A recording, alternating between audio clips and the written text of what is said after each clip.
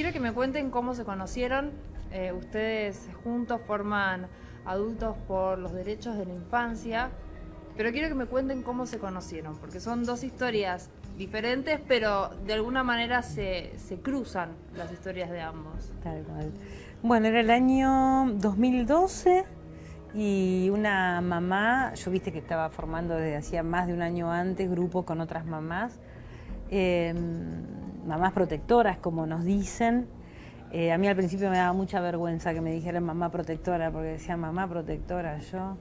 Y bueno, hoy asumo que somos mamá protectoras. Y lo cierto es que una mamá dice, mirá, conocí a un muchacho que hace poco terminó su juicio y pudo meter preso a su abusador, y que él también está queriendo hacer algo público como vos y formar grupo y demás. Y me parece genial que lo conozcas. Y bueno, y ahí es como que me da como el primer contacto, y así después ya empezamos como a tener mails, y después nos conocimos. Así fue. Sí, también por suerte nos enamoramos y fue desde ese momento que le dimos forma a lo que es Adultos por los Derechos de la Infancia, junto con, como decimos nosotros, otras compañeras y compañeros de este flujo incesante que pasan los años y afortunadamente no cesa, de personas que todo el tiempo buscan contactarse, vincularse con nosotros, que se acercan acá a nuestras reuniones en la casona de los sábados. Pero bueno, fue en ese momento del 2012 que se dio este encuentro, ¿no? Mi trayectoria de lucha, el juicio, la difusión pública que había hecho de mi historia, con el camino de lucha que venía transitando Silvia, y además, por si fuera poco, con esto de encontrarse y de enamorarse y de también pasar a ser pareja. Y bueno, venir transitando hace ya más de 4 años este camino como compañeros en el sentido más cabal de la expresión. ¿Encontraron quizás en el otro el hecho de que el otro pasó por algo similar? Una especie de confianza mayor que quizás con otras personas, no sé. No, en mi caso, Sebastián, lo que me encantó cuando lo conocí, Sebastián es un lector así, viste, con esos lectores feroces. Le gusta muchísimo el teatro, le gusta la literatura, le gusta la política, y a mí lo que me pasaba era que no hay tema de los que a mí me interesan, los que te pongas a hablar con Sebastián y podés estar hasta el otro día hablando y compartiendo, y a mí me fascinó eso, en verdad. Un tipo con el cual podíamos pasar de, no sé, de estar hablando de diferentes autores teatrales a pasar a estar hablando de política o de cómo se armaba el grupo, y teniendo absolutamente un par, ¿no? Eso a mí me fascinó, en verdad. Y no tanto lo de la historia, no me parece, nunca lo pensé desde el lado de la historia así en común. Sí, lo de la historia de militancia, eso sí en común, o sea, esto, ¿no? El cómo planteás o cómo pensás para resolver un tema que aparentemente es netamente individual y que nosotros tenemos la lectura que es absolutamente político. Entonces, eso sí es algo también que es una convicción y es algo que compartimos y demás. Pero básicamente a mí me llamaba muchísimo la atención esto de estar hablando con un hombre y no aburrirme, te digo. O sea, era como magnífico, magnífico. ¿Algo para responder a eso? No. No, y que afortunadamente yo creo que una de las cosas que nos unen justamente es esta afinidad profunda, y que nos lleva a encarar la lucha contra esta injusticia de esta manera.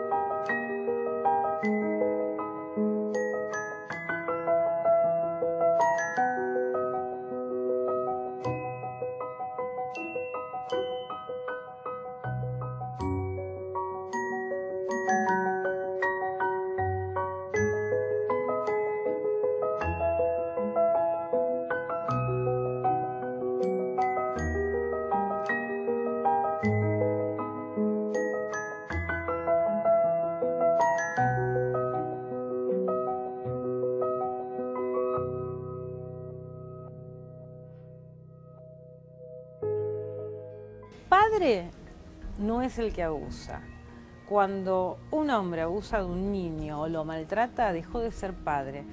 Padre es una figura de protección, como madre es la que protege al niño. No es madre el que la tuvo, no es padre el que tiene la genética. Entonces, preferimos utilizar el término progenitor. O sea, un abusador no es padre, a lo sumo es progenitor. Y por supuesto que los niños no tienen que estar en contacto de agresores, sea agresores físicos o agresores sexuales. ¿Por qué? Porque se rompió el vínculo. O sea, ya no existe un padre ahí.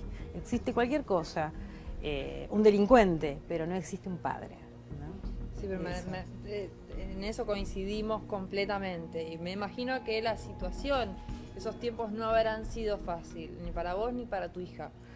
No, para nada, no fueron fáciles, y no fueron fáciles justamente porque tenés una justicia. Vos pensás que nosotras tenemos en Capital Federal todavía una cautelar que dura hasta hoy, una cautelar vigente.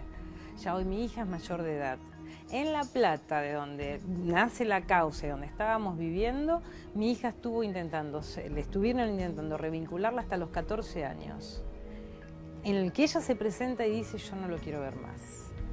O sea, vos fíjate cómo es diferente la situación. O sea, estás a 50 kilómetros, la misma causa, los mismos antecedentes, los mismos peritajes, las mismas cosas presentadas. En una alcanza para tener una cautelar hasta el día de hoy, y en la otra, el presentar al niño una y otra vez a decir que no lo quiere ver.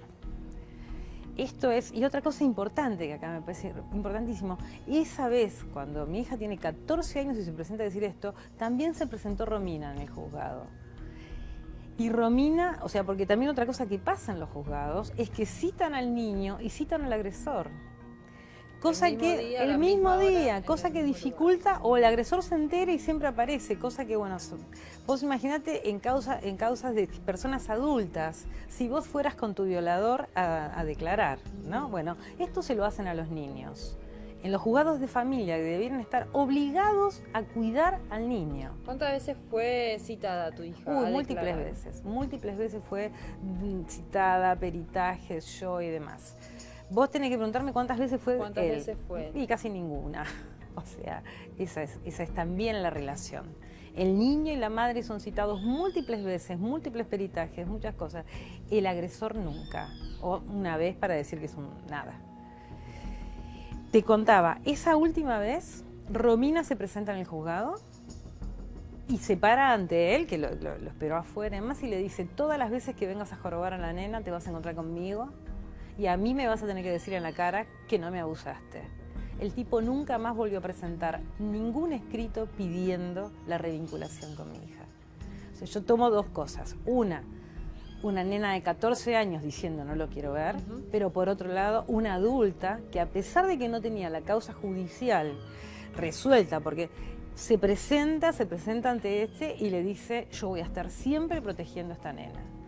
Me parece que esto es absolutamente rescatable, y decir, porque es la función que tenemos que tener los adultos. 10 años después se te ocurre hablar, contar todo, exteriorizarlo, incluso llevar adelante, obviamente de mano de la justicia, un juicio, llevar a este hombre a juicio. ¿Por qué después de 10 años? ¿Qué te hizo en vos el clic que te llevó a hablar? Fue la decantación de un proceso, una década en la cual, entre otras cosas, finalmente terminé mis estudios secundarios en aquel colegio marianista, y luego tuve unos años ya de distancia física, concreta, objetiva de aquel mundillo. Mi vida laboral, estudiantil, empezó a discurrir por otros ámbitos, llegué inclusive a la mayoría de edad legal, es decir, no es que hubo algún episodio, pero fueron 10 años que un buen día decantaron en poder poner en palabras lo que me había pasado y en poder compartirlo. La primera vez fue con un amigo, ex compañero de aquel colegio, que esto también siempre lo cuento públicamente, porque para mí fue muy positivo que esa primera persona con la cual pude confiar este sufrimiento, este dolor, enseguida me hizo sentir que compartía mi sufrimiento, que compartía la gravedad de lo que yo le estaba confiando. Esto muchas veces parece algo elemental, sí, pero también con la tarea pública y colectiva que llevamos adelante con Adultos por los Derechos de la Infancia, vemos que en las historias de muchísimas víctimas sobrevivientes, como decimos nosotros, adultos, de abuso sexual en la infancia, muchas veces la vez que pudieron contarlo, que se lo pudieron confiar a alguien, no encontraron un interlocutor que les devolviera afecto, comprensión, que les demostrara que lo que ellos estaban confiando era algo muy delicado, al contrario. Y muchas veces inclusive en ámbitos de terapia, lo que lleva a que las víctimas, al encontrar malas respuestas ante lo que están confiando, se vuelvan a cerrar y a replegar sobre sí mismas. O quizás no están esperando una palabra, quizás con un simple abrazo basta, ¿o no? Totalmente. Por eso digo, esto lo repetimos también siempre pública y colectivamente, porque está al alcance y una vez más, esto también es una responsabilidad colectiva. Cualquiera de nosotros puede verse en esa situación. ¿Lo pudiste hablar con tus padres? ¿Cuál fue la respuesta de ellos ante tu noticia? Bueno, cuando puedo empezar a hablar, Sí. 10 años después, son una de las primeras personas a las cuales se lo voy a contar. Su reacción siempre me dejó un sabor amargo, como esto también lo compruebo una y otra vez con la experiencia colectiva de adultos, que esto que nosotros siempre decimos, aquellos adultos familiares en este caso, que en su momento no nos supieron cuidar, no nos supieron proteger, con el paso de los años desgraciadamente no es que cambian de actitud. Yo 10 años después no me encontré con personas que me devolvieran ante los que estaba compartiendo el afecto, el reconocimiento que yo necesitaba. ¿Te plantaste hacia tu madre? ¿Le preguntaste por qué no hizo nada? ¿Por qué no dijo nada en su momento? Ella lo que tiene es una postura, que eso también lo vemos mucho con todos los compañeros, esto que decía antes Sebastián, una postura en la cual no puede entender que tenía responsabilidades, que un adulto tiene responsabilidades, que bueno, eso, ¿no? Y lo que sería importante es que dijera en qué te puedo ayudar hoy. Bueno, en su momento no pude, no supe, no tuve elementos. Bueno, hoy ¿qué necesitas? Nosotros vemos que nuestros adultos no pueden hacer eso, no pueden decir, bueno, mira, no pude, en ese momento no pude, te pido disculpas, ¿qué puedo hacer hoy? No vemos que hay esa posibilidad de autocrítica. Está más la postura, bueno, yo hice todo lo que podía, vos siempre te quejas de todo, o sea, como una respuesta evasiva en lugar de una respuesta de un adulto que asuma, bueno, no pude hacerlo. ¿Qué te vendría a vos hoy bien para que te ayude en el presente? No existe esa posibilidad, no lo vemos en la mayoría de nuestros adultos. ¿Y vos quizás esperás eso o ya te resignaste a que eso no suceda? Y en verdad no, uno siempre espera, es verdad, uno siempre espera eso, pero nada, sabemos que es muy difícil que eso pase. Pero sí que esperamos. Cada uno de los compañeros en las reuniones de los sábados, uno de los dolores, es más grande el dolor que tenemos por cómo actuaron nuestros adultos que por el abuso en sí. Este es mi cuerpo, solo a mí me pertenece. Lo forman muchas partes que los demás pueden ver. Los codos, las rodillas, mis manos y mis pies. Pero existen otras partes que tú las tienes también, y son las partes privadas, que no son para exponer. Un día fuimos de visita a casa de mi tío Juan. En silencio yo jugaba sin a nadie molestar. Un amigo de mi tío que se sentó junto a mí me tocó en las partes que no se deben mostrar. Tuve miedo, quedé helada, pero de pronto pensé, este es mi cuerpo. ¿Qué se habrá creído él? Me dijo, nuestro secreto que nadie debe saber. Corrí gritando a mis padres y todo se los conté. Ellos están orgullosos por la manera que actué y con sus besos y abrazos me siento mejor también. Porque me creyeron cuando en ellos me confié. Y otras cosas me enseñaron.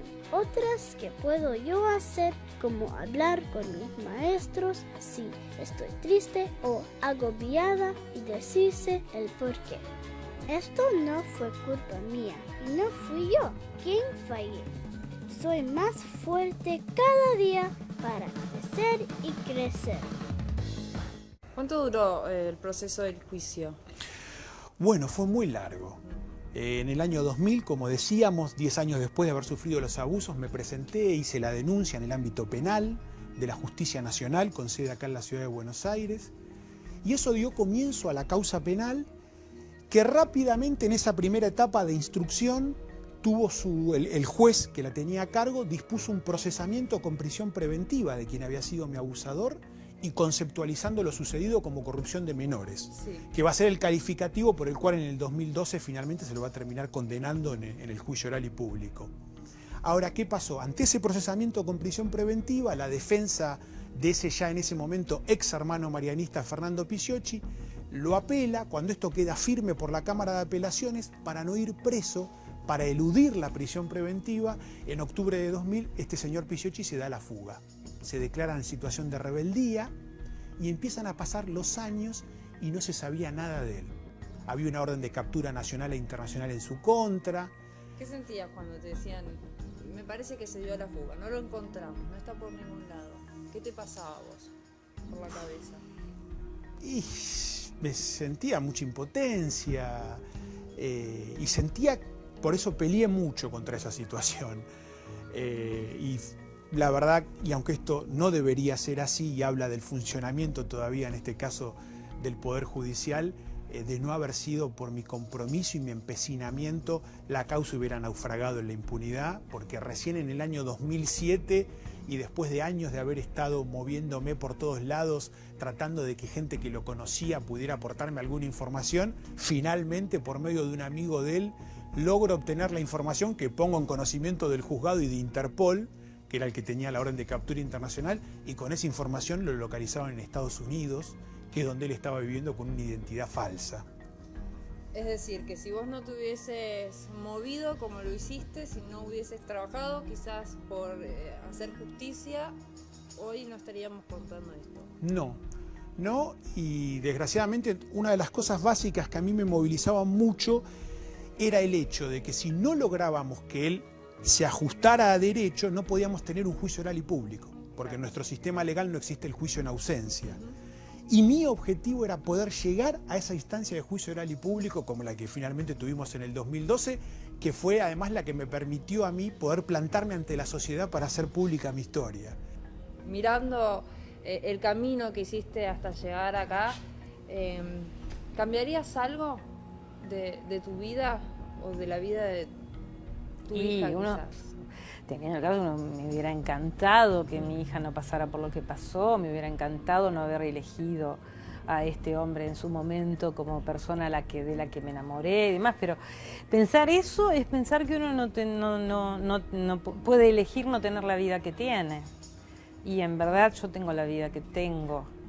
Y tuve las elecciones que tuve porque tuve la infancia que tuve, porque me crié en la sociedad en la que me crié. Eso también para mí es algo muy importante. Yo me caso o me enamoro de un tipo profundamente egoísta, egocéntrico, yo te diría psicopático, pero no me gusta ver estos diagnósticos, después los psicólogos, pero sí, en verdad una persona que trataba a todo el mundo como objeto, ¿sí?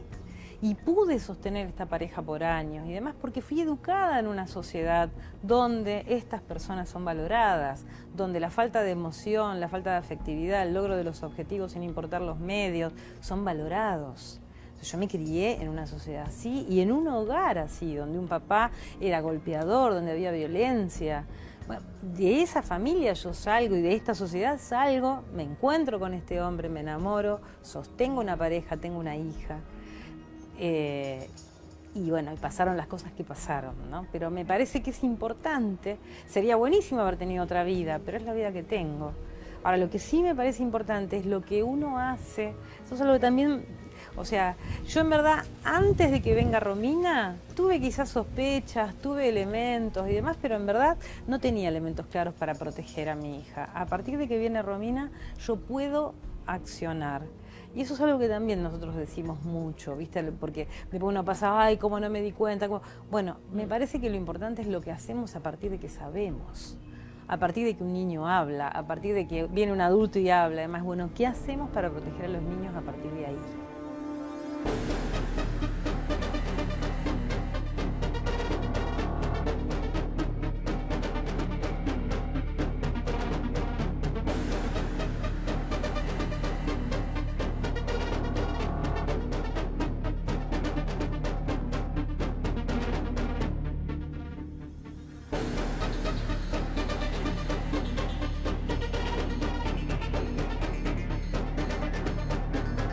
A lo largo de esos años siempre primaba esto, el sentido, la convicción, el sentimiento de que esto era algo que me trascendía en lo personal y que por eso realmente valía la pena seguir luchándolo y que esto podía adquirir un sentido realmente positivo. Eso, la verdad, me acompañó siempre durante todos esos años de pelea, en los que también, y como es público, en paralelo, pude lograr además que la institución tuviera que asumir su responsabilidad civil, teniendo en ese caso que luchar contra un intento de silenciamiento de esa congregación y de este colegio marianista, que creo que esas cosas también me fueron dando más fuerza y más convicción de que realmente esta era una pelea que valía la pena dar. Si tuvieras que hablarle a una persona que esté pasando por lo mismo, por lo que pasaste vos, ¿qué le dirías? Bueno, lo de siempre, que nadie es responsable ni culpable por sufrir una injusticia y un delito de este tipo, que el sentimiento de vergüenza tiene que ser patrimonio de los abusadores y de sus cómplices, nunca de las víctimas, que no es una injusticia individual, que claramente es social, es colectiva, es política en el sentido más profundo, que quizás esto, por supuesto, respetando profundamente los caminos que cada uno puede y elige tomar y lo que cada uno quiere hacer con su herida y con su dolor, como lo hacemos desde hace años, semana a semana, con nuestro colectivo de adultos. Pero no obstante esto, al mismo tiempo, desde mi experiencia, puedo decir que inclusive si somos adultos que sufrimos este delito en la infancia, ojalá nunca perdamos la conciencia de que esto es algo que lo siguen sufriendo los chicos. Y que en ese sentido, inclusive para mí, como adultos, sin que esto sea como una prescripción para las otras víctimas, pero hablando desde mi experiencia personal, eso hasta que quizás también nos crea una obligación y un deber con los que vienen detrás. Por eso para mí y para mi compañera Silvia, al frente de nuestro colectivo de adultos, es tan importante el testimonio público nuestro. Reitero ya ahí desde una perspectiva de obligación y de deber adulto, de pensar justamente en los niños de ahora y en los del futuro. Y en este sentido también, desde mi experiencia, lo que puedo decirle a quien está sufriendo este dolor, y que somos muchísimos, porque es algo que sufren 1 de cada 4 niñas y 1 de cada 6 niños, es decir, somos más o menos el 20 a 25% de la población, somos muchísimos en todas las clases, en todos los ámbitos sociales, realmente, y nuestra práctica lo confirma una y otra vez. Y lo que también puedo decirles es que muchas veces, para mí, encontrarle ese sentido de compartirlo con los demás y hasta de utilidad hacia los demás es muy reparatorio. Aunque quizás la mayoría de las veces no exista el camino o el terreno de la reparación legal, como tuve la suerte en mi caso de obtener. Uno trae una historia, muchísimas cosas que va aprendiendo y en su momento lo vas utilizando. Yo sabía que el juntarme con pares a hablar iba a ser sanador, y lo sabía porque mis pacientes se sanan de sus adicciones hablando con otros. Entonces esa experiencia y el programa de Alcohólicos Anónimos, que es espectacular, que bueno, tengo la suerte de haberlo leído mucho y de trabajar mucho conmigo, ese programa después me sirvió para el grupo de ayuda de pares nuestro. Entonces es como que uno va trayendo su historia y en su momento todas esas herramientas te sirven para hacer algo que sea bueno para vos y para los demás. Si tuvieras que decirle a una persona que esté pasando por lo mismo hoy, que por lo que pasaste vos, ¿qué le dirías exactamente? ¿Cuál es el primer consejo que le darías? Si es un niño, Le diría que busque algún adulto confiable al cual decirle. Y que si al primero que le dijo no entendió, que busque el segundo y el tercero, que sepa que no es culpable, que sepa que no tiene nada de qué avergonzarse y que sepa que lo que le está pasando es una atrocidad de la cual solo el adulto agresor es el responsable. Y si le pasa a algún adulto, que como adulto tiene que encontrarse teniendo que defender a un niño, bueno, que no dude. O sea, la única obligación que tenemos como adultos es cuidar a los niños. No existe, si vos pensás, no existe ninguna otra obligación como especie que no sea cuidar a los niños. Por lo tanto, para mí, todas las herramientas que tengamos para cuidar a los chicos y criar niños sanos es lo que tenemos la obligación de hacer.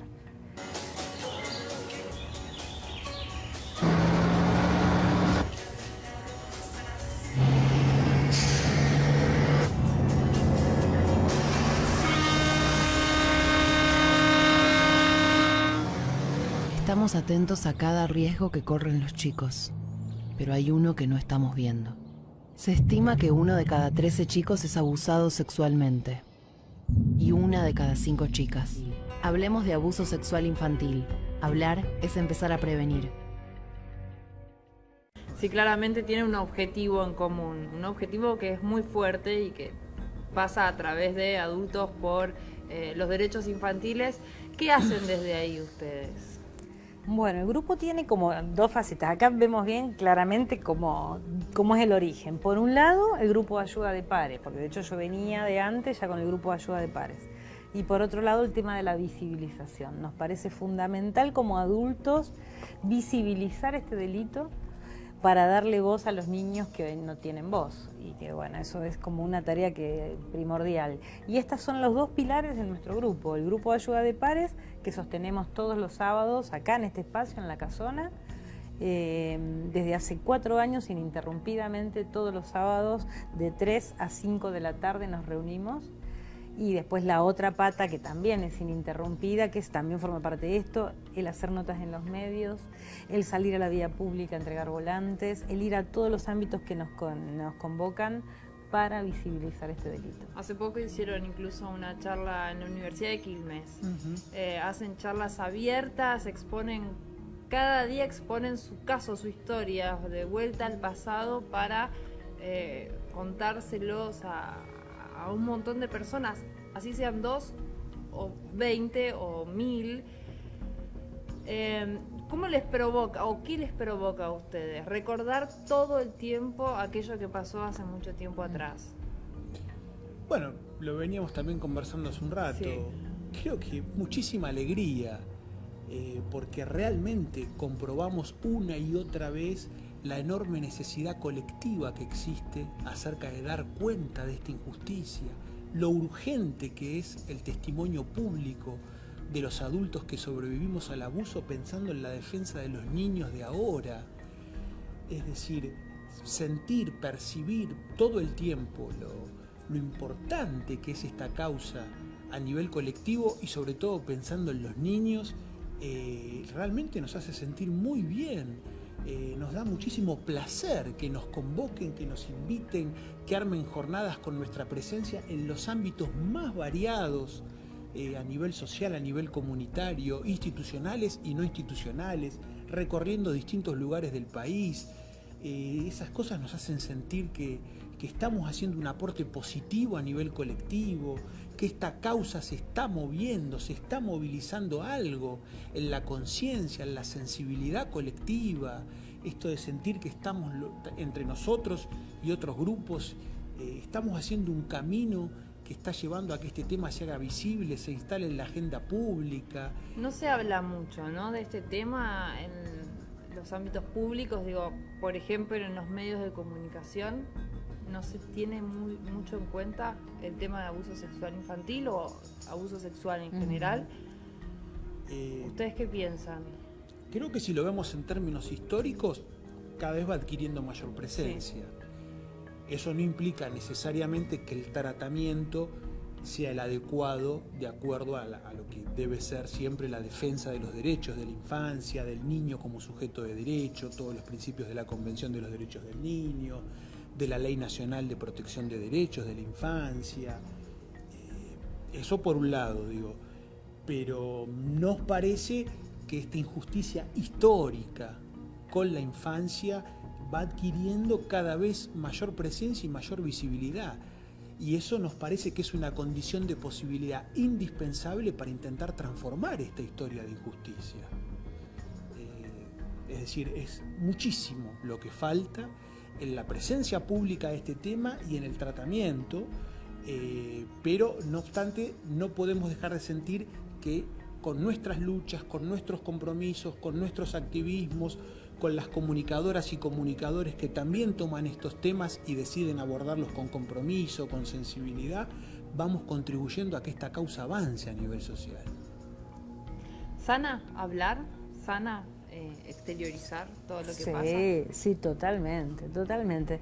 Nosotros decimos que el silencio al único que le sirve es al abusador y a sus cómplices.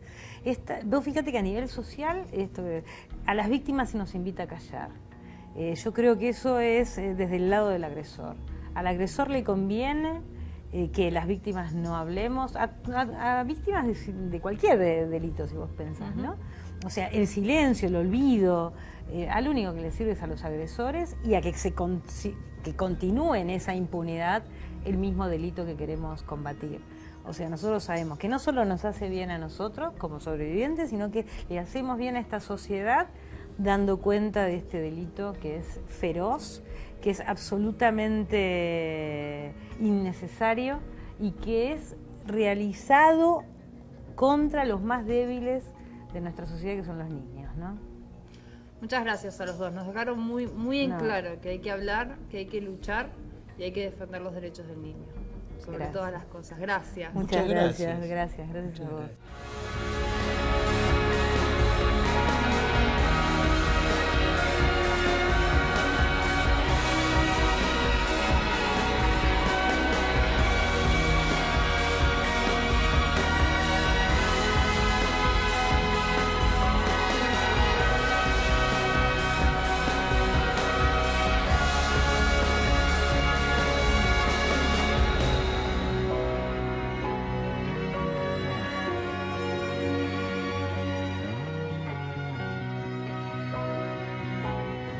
Espero que te haya gustado el programa de hoy. Nosotros nos vemos la semana que viene, como todos los martes, a las 23 horas, acá, en Más Historias Bonaerenses.